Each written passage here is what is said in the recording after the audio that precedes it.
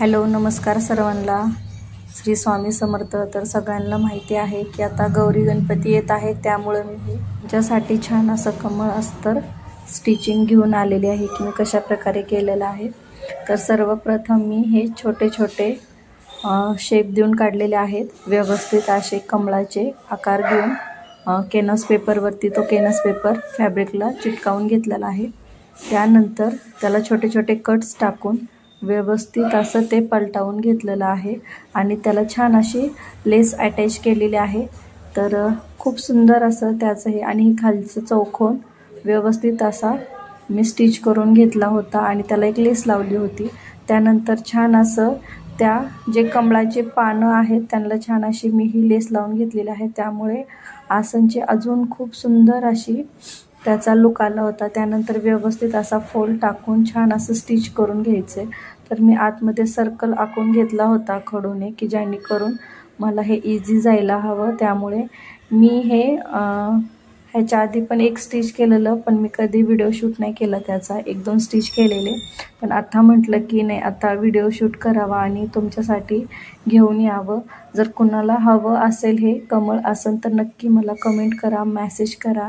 मी त्याची प्राइस आणि डिटेलमध्ये ह्याची साईज लहान मोठी त्याच्यानुसार मी तुम्हाला त्याच्या प्राइसही सांगेल।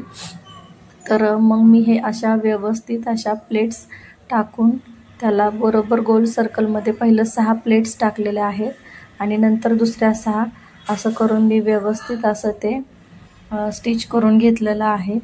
इझी आहे हे, तुम्ही घरीही करू शकता, असं काही नाही आहे आणि खूप इझी आहे। मी पण असंच बघून शिकले होते कारण मला ही जमत नव्हतं, पण सोपं आहे आणि त्याच्यामुळं अजूनच सुंदर असं त्याचं लुक येतं। मी त्यात ग्रीन आणि रेड कलरचं कॉन्ट्रास्ट घेतलेला आहे, त्याच्या व्यतिरिक्त तुम्ही दुसराही कलर वापरू शकता। सो खूप छान आहे आणि मी इथे जे फॅब्रिक वापरलेलं आहे तेही थोडं हेवीतलं आहे, ह्यामध्ये हलकं पण फॅब्रिक भेटतं, तर तुमच्या अकॉर्डिंग आहे, तुम्हाला जसं हवं आहे तसं। आणि ह्या प्लेट सगळ्या अटॅच झाल्यानंतर मी त्याच्यावरनं ते गोल सर्कल जो स्टिच केला होता तो व्यवस्थित असा आतमध्ये टाकून घेतलेला आहे आणि त्यालाही स्टिचेस टाकून त्याच्यावरनं सेम अशी लेस अटॅच केलेली आहे। तर मी टोटल 13 पाकळ्या काढलेल्या, त्यातली एक पाकळी माझी शिल्लक राहिलेली। 12 पाकळ्यांचाच हे आहे आसन आणि ही नॉर्मल साईज आहे। ह्याच्यापेक्षा मोठीही साईज भेटेल आणि ह्यापेक्षा छोटी हवी असेल तर छोटीही भेटेल, तर ही नॉर्मल साईज आहे।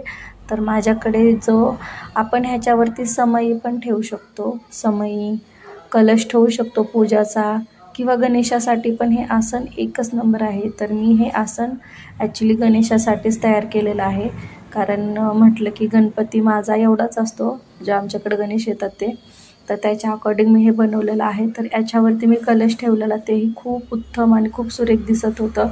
आपण सत्यनारायणच्या पूजेला वगैरे पण हे करू शकतो आणि मी त्याच्यावरती स्वामींचीही मूर्ती स्थापित केलेली, तेही खूप सुंदर दिसत होते स्वामी पण। तर आणि ती मग त्यांची प्रतिमा पण खूप सुंदर दिसत होती ते कमळावरती, कमळ आसनवरती। तर नक्की कमेंट करून सांगा। So bye.